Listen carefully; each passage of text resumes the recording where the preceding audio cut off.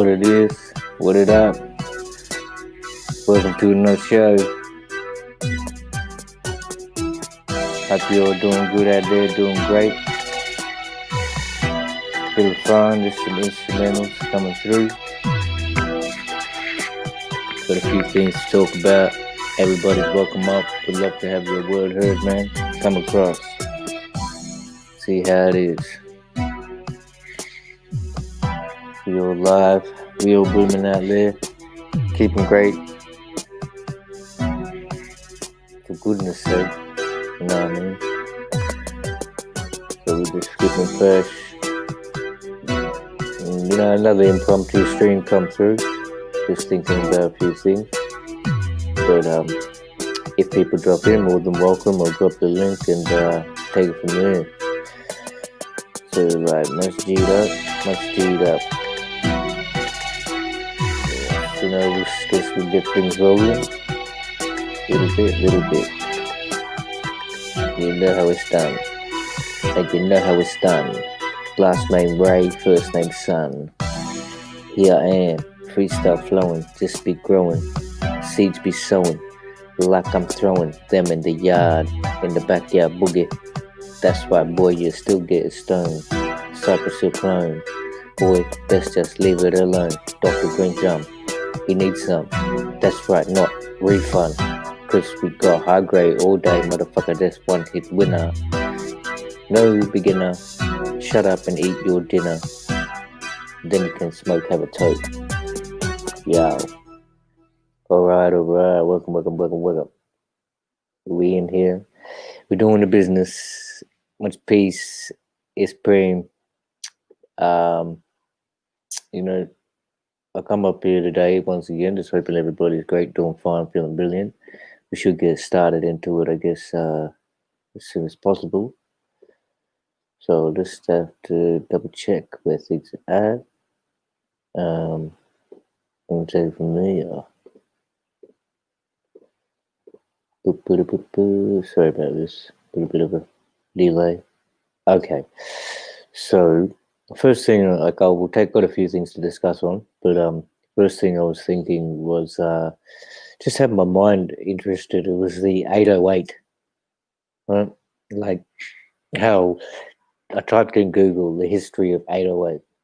So a lot of people think it's the 808s, that heavy solid sine wave kick,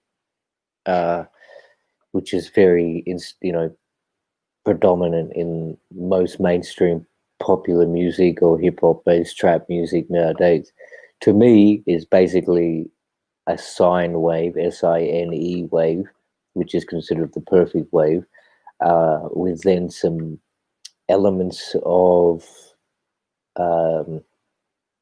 tweaking, tampering, in the sense of putting distortion, more sustain, more release, high attack, things like this, attack, delay, sustain, release, and then also maybe adding a saw wave. You could have 3 different oscillators going on, but your basis of it would be that sine wave at a low octave, like something like -3 on your keyboard, to be achieving the heavy bass sound, which will be maybe 100 hertz or lower, all the way to about 20, because our human range is only 20 hertz. I think that's -20 hertz is the lowest we can hear, or 20 hertz.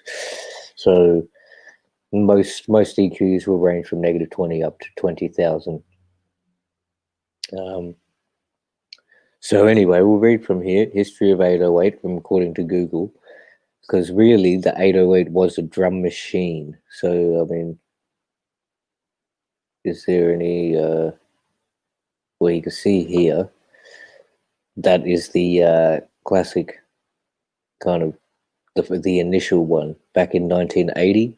So you can see here, it's a reference to the iconic Roland TR-808, a drum machine created by Ikutaro Kakehashi in 1980. So basically, you've got your 16 pads there to trigger sounds, some knobs there to increase volumes and different effects. One famous album was created by the Beastie Boys.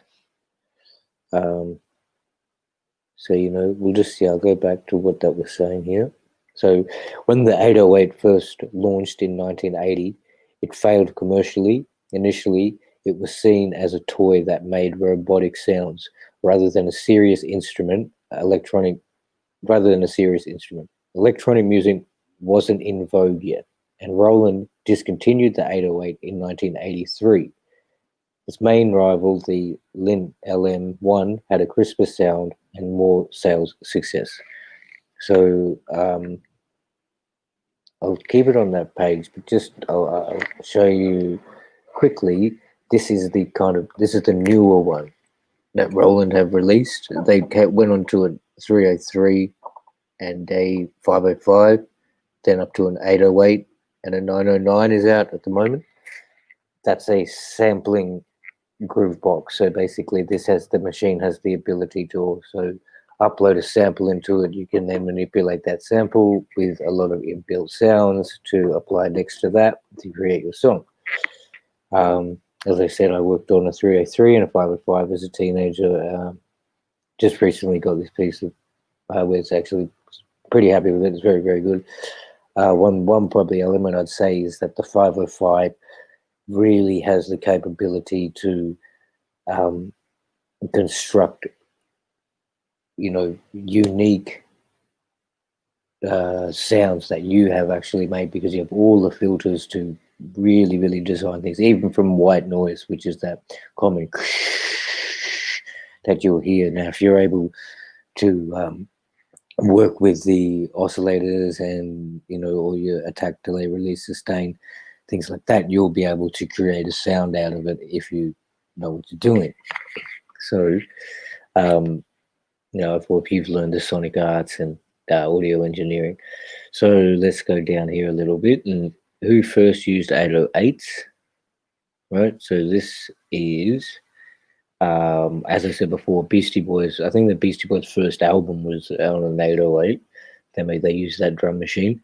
So Google says Yellow Magic Orchestra. According to Roland, the first act to use the 808 was the Japanese electronic group Yellow Magic Orchestra, who used it for a live performance on their track 1000 Knives in 1980.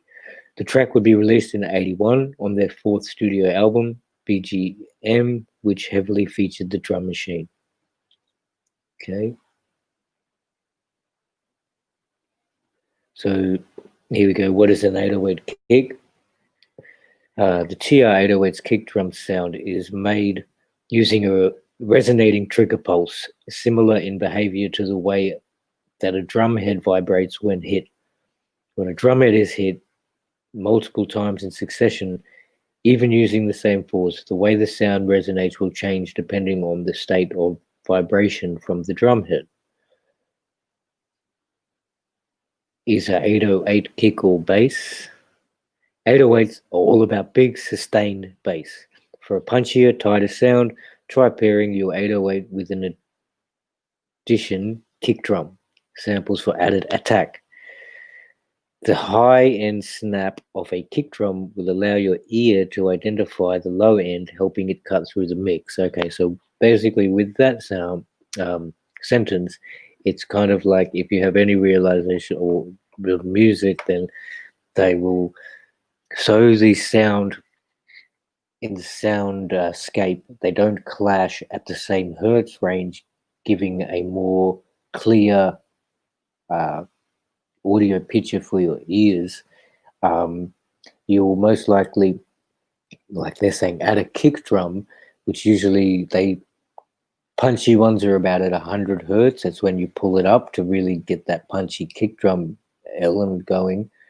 And then you would be anything lower than that is where your 808 bass is coming from. They're talking about the sustained bass.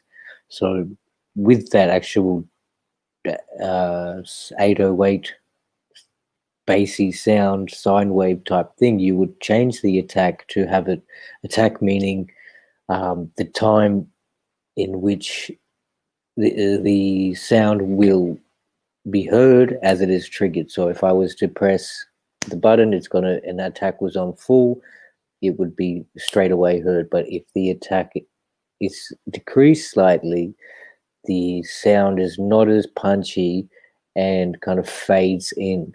So basically, you'd put a slight amount, like maybe a couple milliseconds of delay of attack on your 808 to allow that kick drum to punch through on the first beat of the bar or wherever it's supposed to be, but still have your 808 coming through uh, clearly, feeling you giving that bass you can feel. So it's just a little.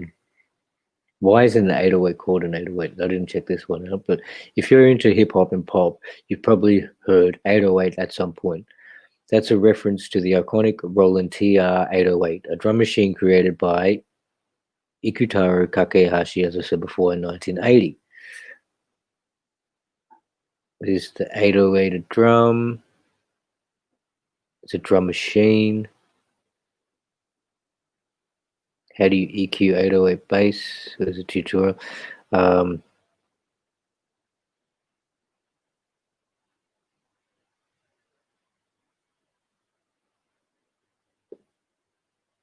Okay, the 808. What is the difference between 808 and sub bass? The 808 bass drum has pronounced attack sound, while sub bass frequency doesn't. To sum it up, sub bass is to add energy to a low frequency, not necessarily have a distinct tonality. The 808 bass drum can be programmed so that it has a clear pitch. Okay. There was something I'm just trying to look for. Was it this one? Okay, what makes a good 808? This wasn't it. The 808 sample collection. 90% of what makes an excellent 808 is selecting the best sample. Look for clean and punchy samples that have a consistent body. It will be easier to process and shape them to fit with other elements in the mix. Numerous sample packs offer a variety of 808 sounds to accommodate any genre. So basically, like the point they're saying that it's easier to shape and fit within the elements of the mix. It's kind of like a soundscape, as I said before. It's you could sort of say like a puzzle. So each sound is a different piece, and it needs to fit in a certain spot for that puzzle picture to be completed, and at its full potential. So the soundscape being the hertz and each range, if you look at an equalizer and the bandwidths, so you want each sound predominantly to be fitting in its position with nothing else colliding with it. So everything sounds smooth, has its space to be launched and projected through the speakers. It gives you the fattest sound, biggest sound. There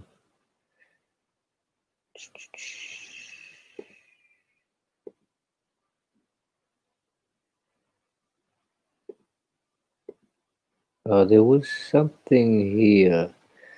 Well, muddy is basically a very, very bassy note. If you take out all the high end, that's when a muddy sound comes through. I guess I lost it. There was one of the in here that had basically it had a sine wave, which is a perfect wave. So you've got positive, negative, zero going across the middle, time being on going across the length, and then it's basically shaped like that as a curve. Perfect arches up and down at the same level. So that's a sine wave, SINE. But the 808, which was produced on this Google search, kind of had a few elements of jagged edges. So I would say they probably added some distortion or saw a saw wave on top of it just to give it a different feel. Yeah, so it's a bit of a shame I couldn't find it.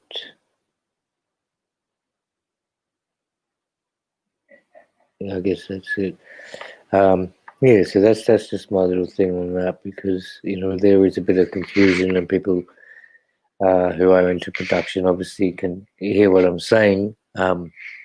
people getting into production are, it's information that I think you should hear and know. So get out of that one. And yeah, I was just like, continued to thinking. So I was thinking, oh, hang on, I'll just check. We've got a few people in there. Much peace, Grandma Apcar. Much peace, Don Davo from Down Under. Ron's Flat Power King, man. Much peace. Thanks for joining in. So as of yesterday, I was doing talking about the Indigenous warrior. And so some people, I was on Dundali, and basically what was from there, they had stated a section of the like Black American settlers, I think, or Black Africans. I can't remember the exact wording, but I Googled that myself to see the continuation and just to find out something about it, and this is what it comes up. So you've got Black American settlers to Australia. According to Google, it's the first recorded African diaspora settlers were black convicts, 11 in number, transported by the British on the First Fleet of 1788. On their release, many bought land and brought up families in the area of Pennant Hills in Western Sydney. So that is really kind of new to me, and considering that 1788 they came on the First Fleet, this is established in the absolute initial stages of the Australia as we know it. So, the next little bit is down here, what is a Black Australian? And it says Black Australians may refer to African Australians. See also on that page for links to specific countries of origin.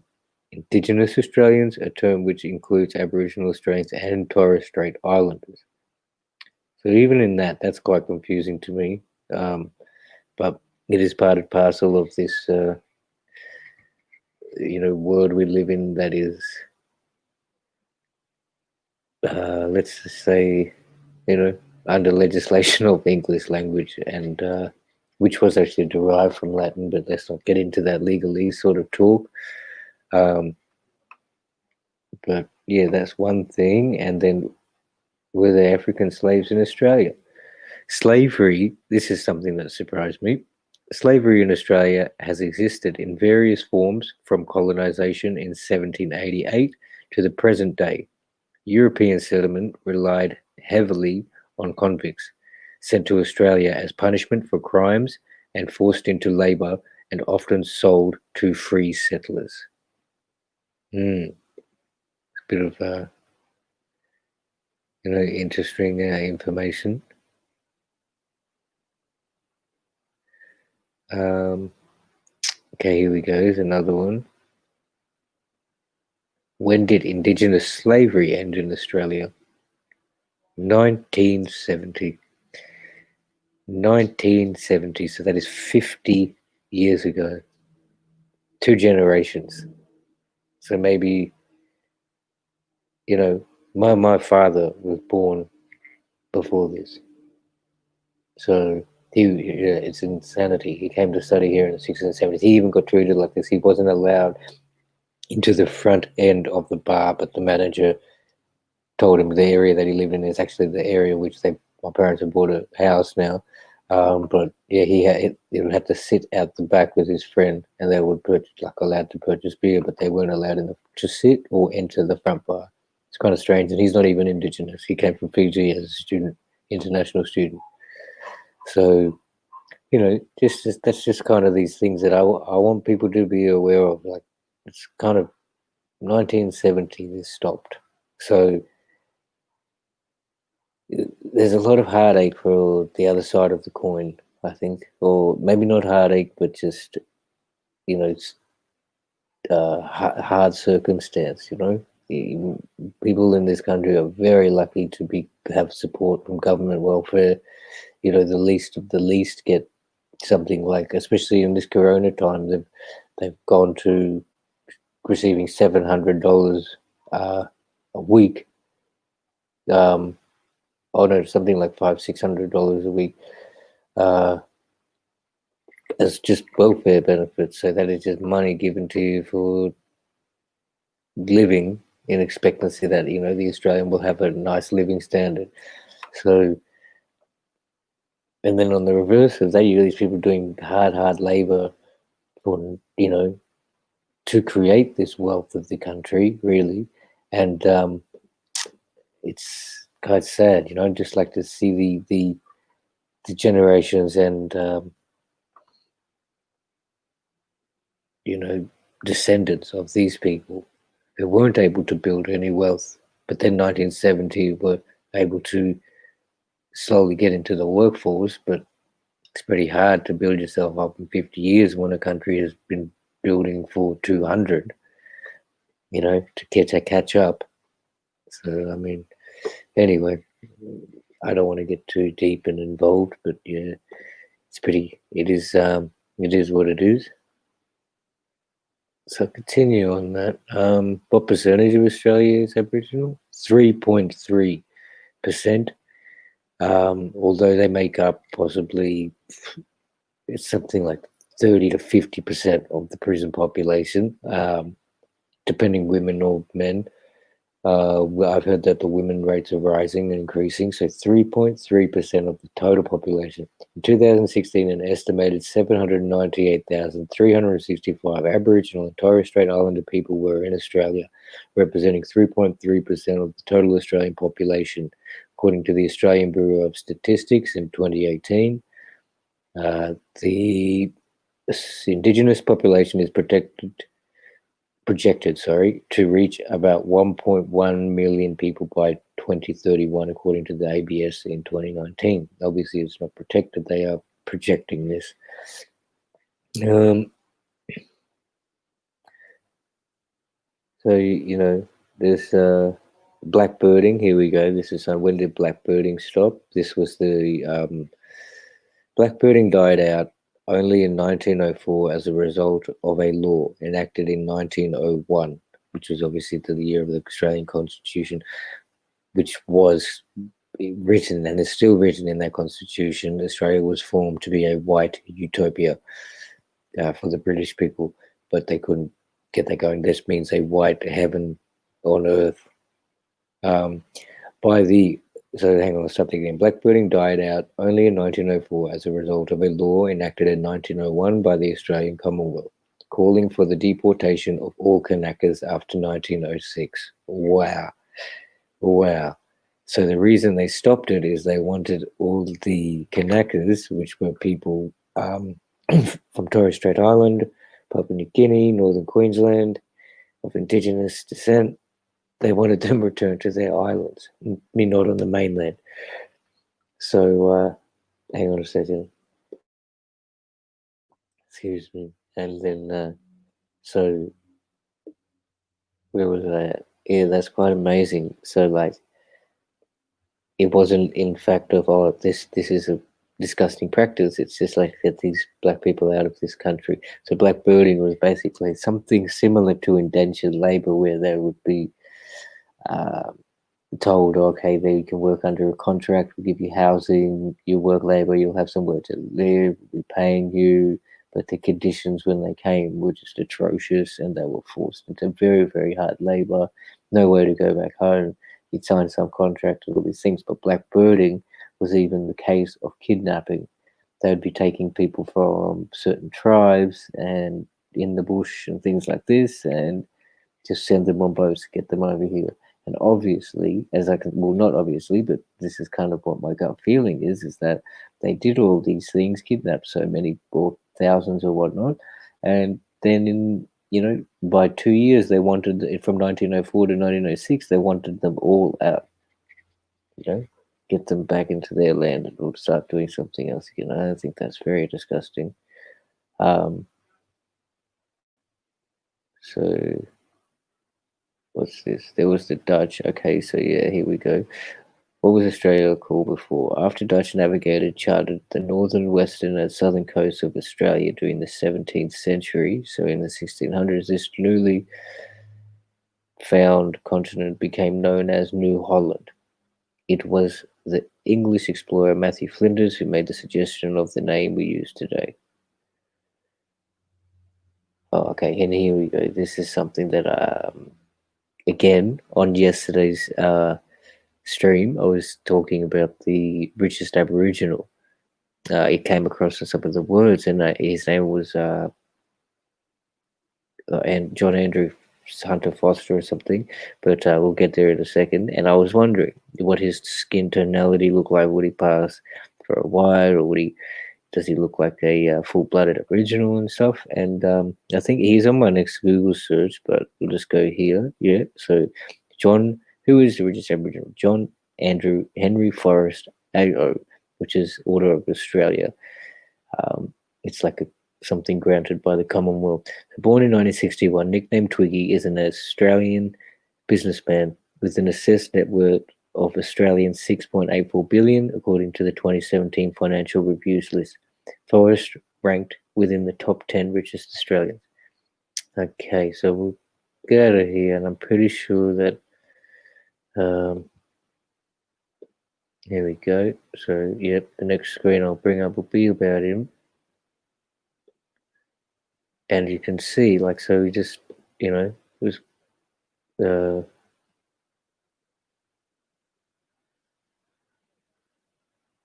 are we?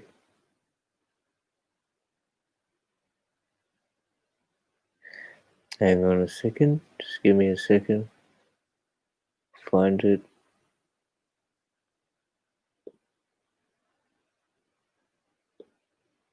Here we go. So there he is. There's the main man himself. Alright. So this is supposedly the richest Aboriginal in Australia, and as I expected, completely passes for a light-skinned white man. So that's quite disheartening to me. So anyway, we'll go here. It's just same. Actually, it's the same information given. So, I don't know. I don't know what to say, really. So he was born in 61. 1970, the law changed, or 67, 69 was when the vote was given. So he would have been 6 years old when that changed. But even though that, like, I wonder, does he even claim any, Aboriginality or whatnot? It's just that whole point. Like, it's quite confusing, and I guess that is a big point of the whole system and the whole, to let it continue to keep the masses at a confused state, so they won't enable themselves to take hold of anything and go forward. So, that's part of that. I'll drop the link now. I think. We had a few people, but where am I at? Much peace, but I thought I was going to do that. I should have done that before. If anybody want to come up and get thing heard, more than welcome. Be much appreciated. So yeah, I'll drop one more thing. I was talking about like Gandhi yesterday too. Now, a lot of people, especially, I mean, even the Martin Luther King Jr. spoke very highly of the man, and I was saying, his non-violent protest was kind of like a, what's it? If the master hits you, you don't hit back. You take that hit. So it's being obedient and letting a ruling force be established, really, and can continue rule. So, hang on, just before I continue, I'll say much peace to Nikki. C, thank you for coming. Xander, also much peace, my bro. Yeah, so like, you're more than welcome to come hit the link if you guys want, or whichever way. It's all cool. But so as I was saying about Gandhi, and he had an opposing. I was talking about the caste system, the Dalits. So there's 200 million Dalits, untouchable peoples, to this day in India, as we speak. 200 million, so possibly nearly the population of USA, who are living in conditions of absolute filth and have been destined and designated jobs of utter filth, such as cleaning the sewerage, uh, you know, tanning leather, which is something which is very taboo because a lot of them don't eat beef, a lot of them don't eat pork, a lot of them don't eat meat, but that's their job. They have to remove dead animals, just all the really, really low class jobs, and it's something part of parcel of their system continues today. What I was talking about, Dr. Bimrao in Bedka. Now he is if people would look up about him, the great opponent to Gandhi, and he, excuse my phone, then he basically, he wrote the Indian Constitution. He was a Dalit and untouchable, but was able to rise, and he had very, very opposing words for Gandhi. And so I just Google searched him. I'll just bring it up so we can have a little look at it and get some knowledge going.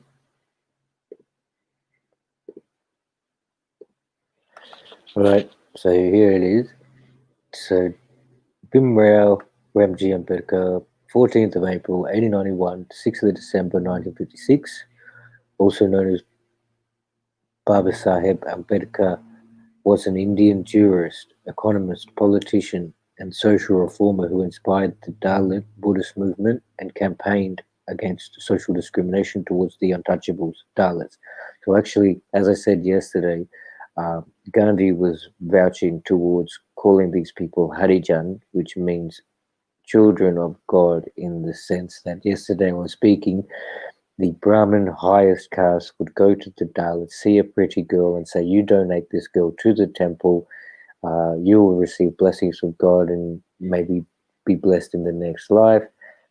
These young girls go to the temple, they dance, they entertain, they make food, whatever, and not obviously, but in cases the priest, has sexual urges, creates a child with this untouchable, but that child is not of the upper caste because she was created from there. So Gandhi was saying, called them the children of God because it came from the Brahmin seed. But Ambedkar was absolutely against that, saying, "You do not call us that. That is a complete insult.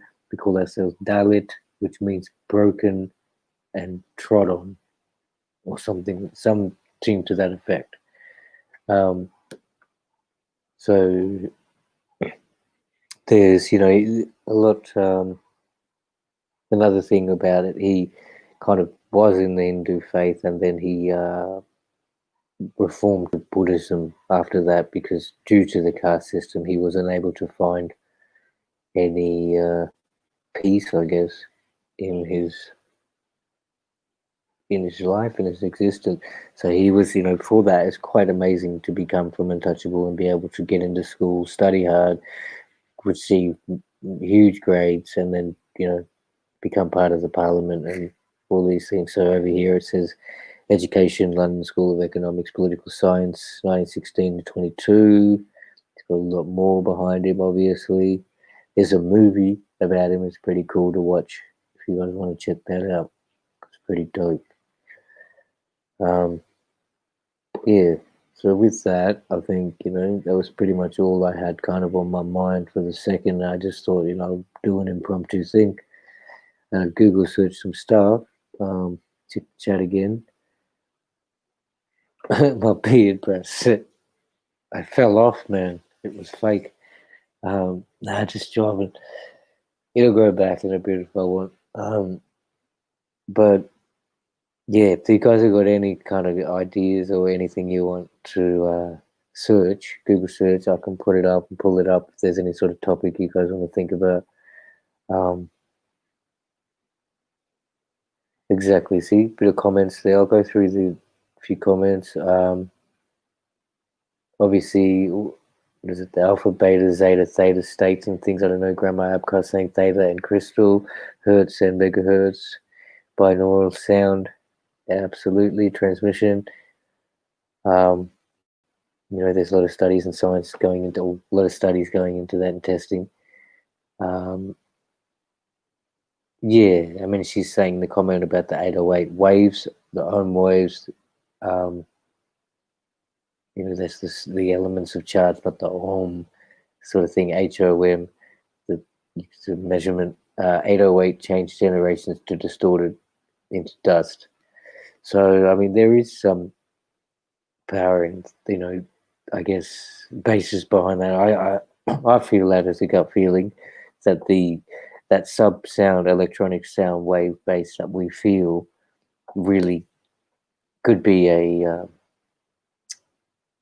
don't know if you say it's a mind duller or puts you in a state, because I really enjoy that, and I've always loved heavy bass music, like the two, hip hop, Tupac, All Eyes on Me, things like that really got me into it. Snoop Dogg, Dogfather, even though my sister was listening to Run DMC, Public Enemy, and all sorts, but um, just and then now it's just taken over the mainstream popularized music center. There is no longer bands. Oh, they are obviously out there, but they're not the mainstream thing like Nirvana. Kurt Cobain. He was kind of the idol of these kind of the skater type people and stuff. I think even that the thought does come to me. I see Machine Gun Kelly.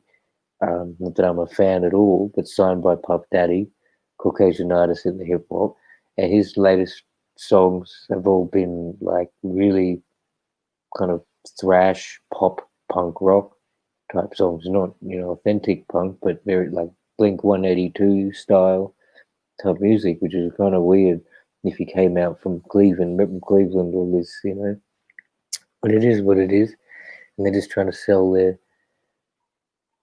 their projects, I guess. But that's it. Like, I mean, and you can't blame them. So it's just like we gotta do what we do, create yourselves. I got the ability to create sounds, create beats, create lyrics, and be devastating with it. Really control the crowd, entertain, and perform at the highest level, do it internationally. So it's just about really creating something that I really believe in and am passionate about, to provoke that thought for others, and try and continue growing that mindset. Really, not to force it on anyone, but just to let them have the chance to see. And I'm doing that kind of now. I created an Instagram like LBT679, little brother to Mill 679. So it's kind of like, excuse me, that's something where I'm going to be posting every day. You got to be up to date with your social media and all these things like that if you're wanting to get some online presence as a creative. So, and that's my goals. So we're going for 40 minutes. I'll probably hang around for another 20 minutes or so, as I did yesterday. Let's see if anyone's in there. No, that's cool.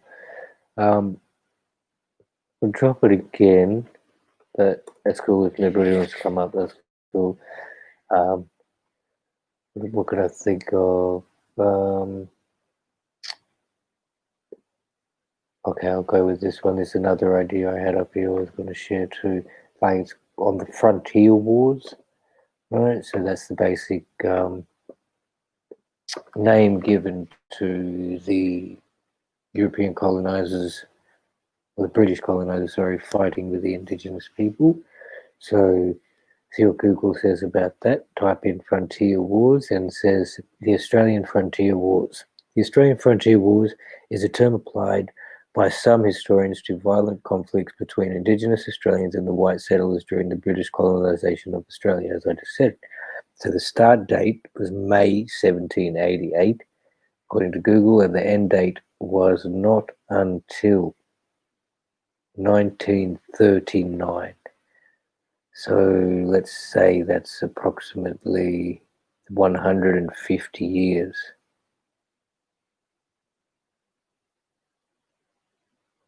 Yep, approximately 150 years of ongoing campaign of war against the indigenous, and that's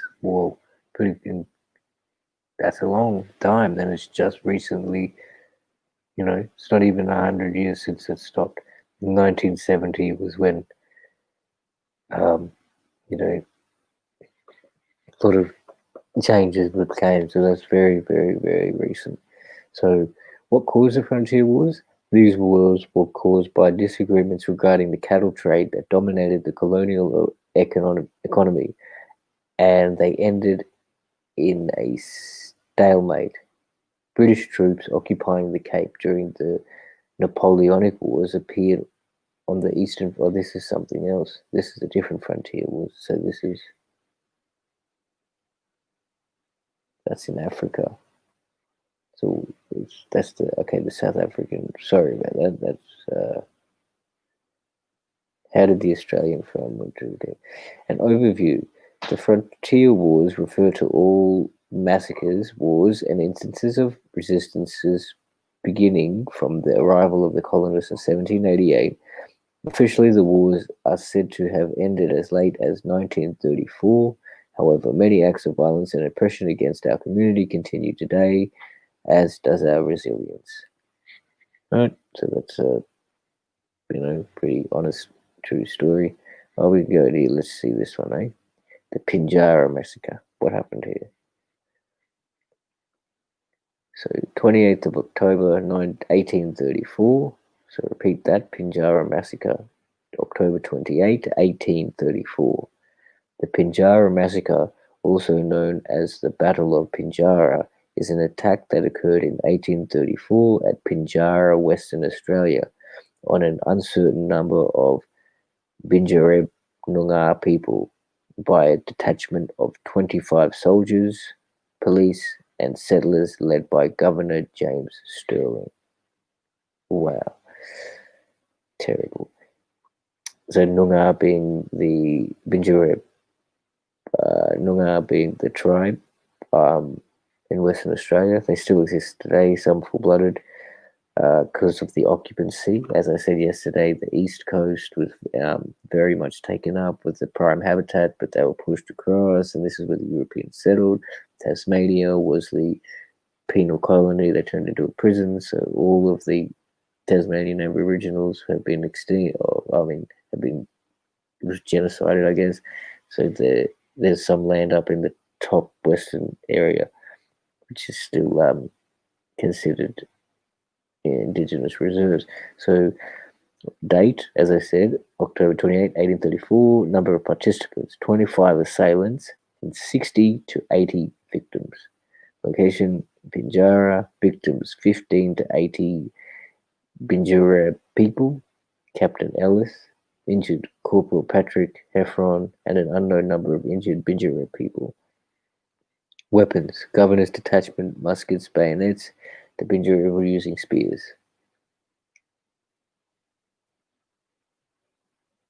Well, there's a lot. There's so many. You can just keep going.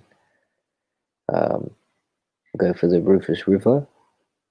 Rufus River Massacre was a massacre of 30 to 40 Aboriginal people that took place in 1841 along the Rufus River in the central Murray region.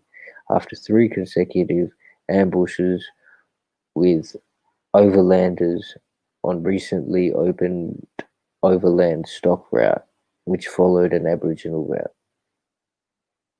Wow, so there was a traditional walking path of these people because they actually did, as I mentioned yesterday as well, move with the land in the sense that they knew that Earth gave them life. They were to look after it. They were the caretakers of this place, which gave them life. So they would build agriculturally for a certain amount of time, but they realized that if you were to do 3 seasons or 4 seasons in a row, the soil becomes dead, no nutrients, so you must move on, let the soil rest, come back in a few seasons or a few years, and then it'll bring fruitful again. So this is what they were doing, and it must have been on one of those routes and it was kind of convenience. So the colonizers decided to use that. It's like something like the Murray River is a very important stretch of river in Australia. It goes across a few different states, in New South Wales and Victoria. So they're the kind of most populous places. Let's go to another one here.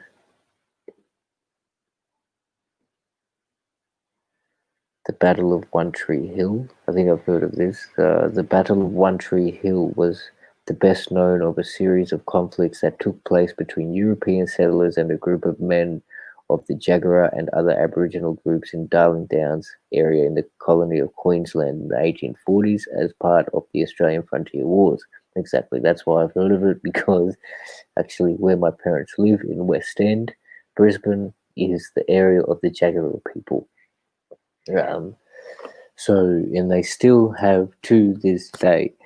Um, it's something which is, quite um, actually, joyful for me to hear, because, as I've mentioned before on my streams, in Australia, we've got in the capital cities, such as Brisbane, Sydney, and Melbourne, they have. I know Brisbane and Sydney have. I'm not sure about Melbourne. They're most likely to. It's around 5 kilometers out of the central business district. They have a square, which is basically Boundary Road, Boundary Road, Boundary Road, Boundary Road.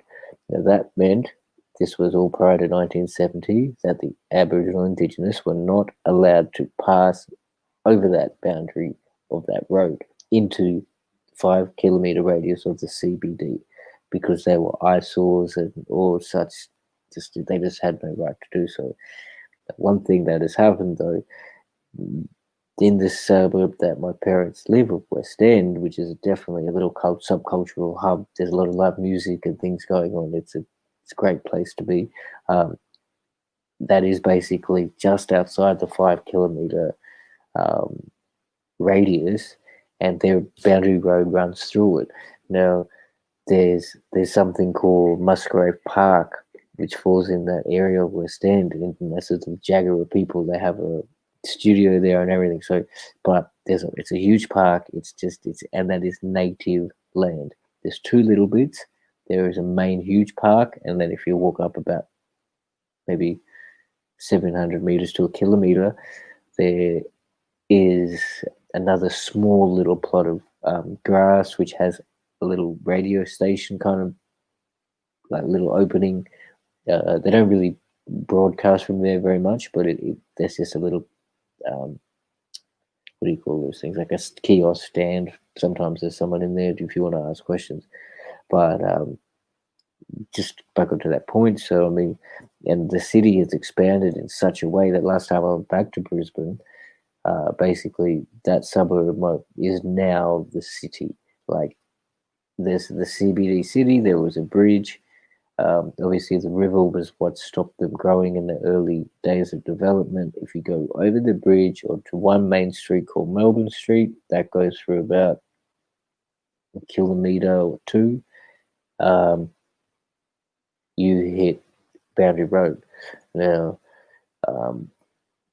from there, like, that's really just been gentrified massively, and just, yeah, it's just quite amazing. But what is going to happen to that land? Because, hopefully they do recognize the culture and keep some sort of thing, like as they do in New Zealand. As I said yesterday, the Waikato Treaty. When I went to New Zealand, it's a beautiful place. You can see that the culture of the European political establishment, I guess the governing forces, really do recognize the Maori people, and you can see everywhere, Maori language in writing, and they teach the youngsters to respect their culture. Whereas over here, it's completely opposite. There is nothing like that at all. You could even say a lot of people teach the people to be, detrimental towards the Aboriginals and stay away because they're all bad, they're all drunks and things like that, which is so not true. You just need to sit down and talk to somebody. Like, they're all human. But yeah, back to the point that, like, that little space of land, which I guess is, say, maybe like about a kilometer by 500 meters, like, in area.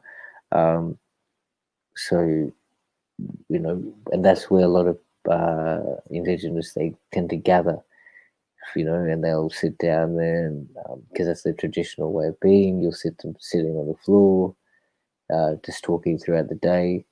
And a lot of people look at that and think, "Oh, they're just sitting there being drunk," but that's just the way that they tend to live life traditionally. Like they're talking about just things in general, life, what will be, how can we improve, what happened yesterday, just talking.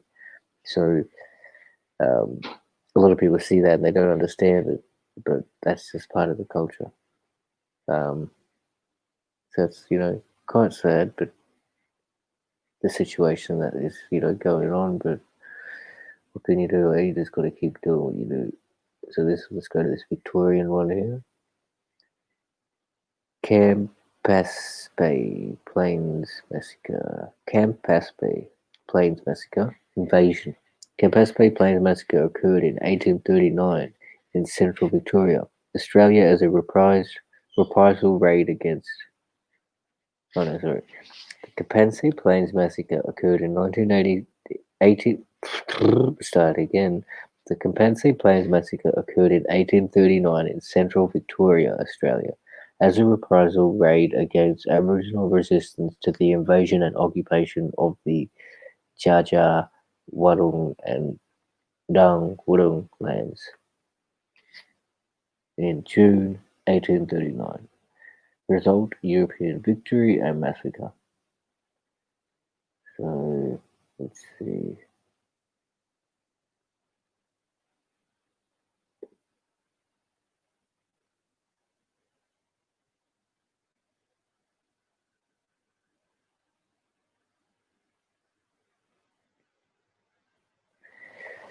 Um, here, so we'll just read a bit about this from the author here. Oh, I don't know who it is, but the cause of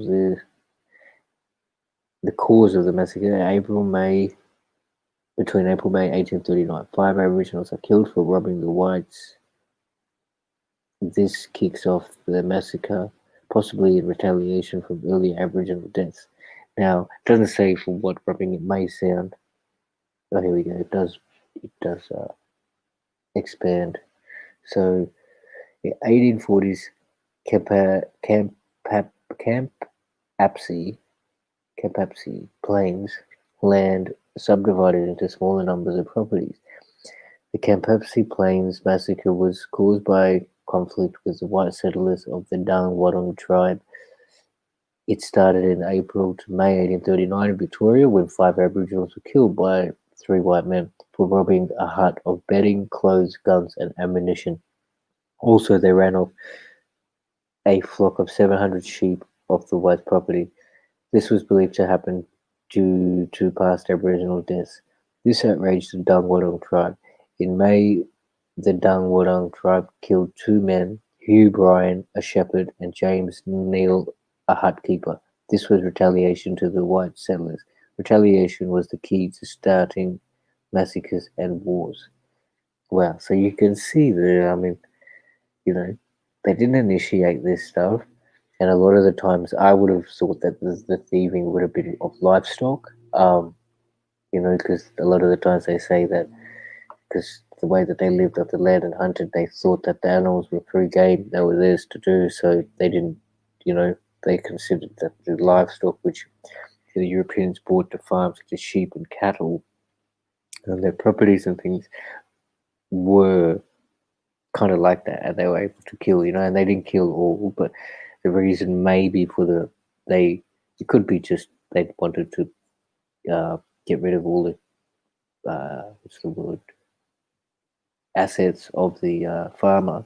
But another reason may be that the sheep and the cattle, they also destroy the land, like they're not natural animals to here.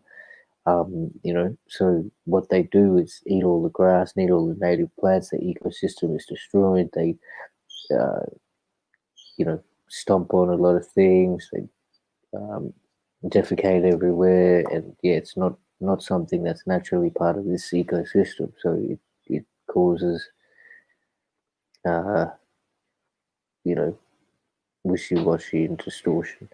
So after finding out these 2 white men had been killed by Aboriginals, Charles Hutton put together an armed party who attempted to take the land from the Dang Wurrung tribe. The massacre took place on the plains near Campaspe Creek. After the massacre, Charles Hutton claimed that he and his men had killed 40 Aboriginals. It is thought some Dja Dja Wurrung tribe members were captured because they were enemies of the Dang Wurrung. A month after the massacre, Hutton discovered a camp of Aboriginals near the massacre site. Even though these Aboriginals had followed the law of Hutton, which was being good and keeping to themselves, Hutton, along with police officers, shot and killed 6 more Aboriginals from this camp. Wow. Like the police, this or man of stature, coming to kill 6 more of these people who were following his orders. Now, is that criminal activity, or I don't understand. Like, if it falls on one side, it's okay, but then on the other side, it's not. Like, yeah. Anyway, Charles Parker, who was the assistant protector of Aboriginal. Okay, so this is the other thing. They had things called protectors, right? So these were individuals, kind of like overseers, I guess, in a sense. Um, Protectors were individuals who had the right to do what they deemed necessary, or in their discretion. They could do whatever act uh, over, because they had the control and not custody, but what's the, like, um, guardianship of the Aboriginal people on that certain station. They called it a station, like a, you know, or reserve, or wherever they were. Now that is something which is another, and you to see this is the man that they delegated it to. Like, his choice was to go and kill 6 more people who had abided by the rules, and he's their protector. Like, doesn't that seem a little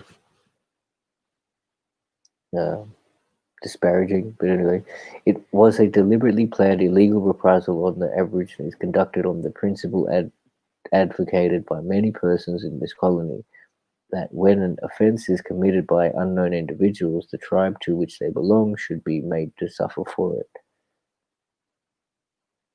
Wow, so that was the actual words of the man himself. George Robinson, a chief Aboriginal protector in the Port Phillip district, described Charles Hutton and his attitude of the Aboriginals in his journal, 24th January 1840, so two days before this supposed day commemoration of Australia Day for Europeans, Invasion Day for Survival Day for Indigenous. Mr. H avowed to be a terror. No, Mr. H avowed to be terror, to keep the natives in subjugation by fear and to punish them wholesale, that is, by tribes and communities. If a member of a tribe offended, destroyed the whole. Okay, if a member of a tribe offend, destroy the whole, he believed they must be exterminated. In the end, no action was taken against Charles Hutton. Well, wow. Look at that. Like, so, I mean, you're talking 1840. We're in 2020 now. So since 2001, the campaign and the war on terror have been a huge, huge thing. Like, obviously, people who are now 18, adults, they, if you were born in 2002 or 3, or 2001, you're in December, you've just grown up hearing the narrative of the official story or whatever it is, and not really hearing about the prior elements anyway. But then you try to say that terrorists, oh, this everywhere. If you're not down with the democratic West, you're a terrorist type thing. But even in this sense, like this instance, who's doing, like, one protector saying about another protector, so it's like another overseer saying to another overseer, well, this is an act of terror, you're doing terrorist fear, subjugation of fear, to punish them in wholesale, even people who were doing the right thing. So it could go on and on, but it'll just probably get me in a foul mood. So, I mean, as you can see, there's some really, really disgusting things going down, and they have continued to do so for a long time. So, like, you know, it's quite strange. Oh, excuse. Hold up a second.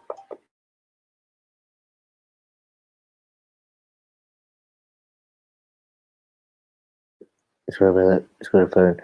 Cool. Cancelled it.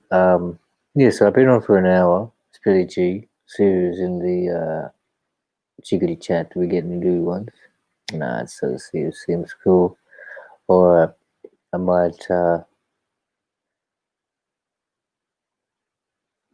end things up. Seems like a few notifications here, nothing too important.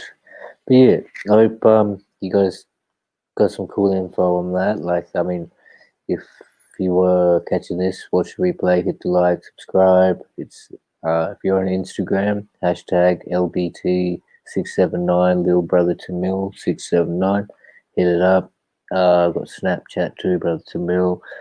Be cool to just I just started it, so I'm gonna be doing that, uploading, getting an online presence going.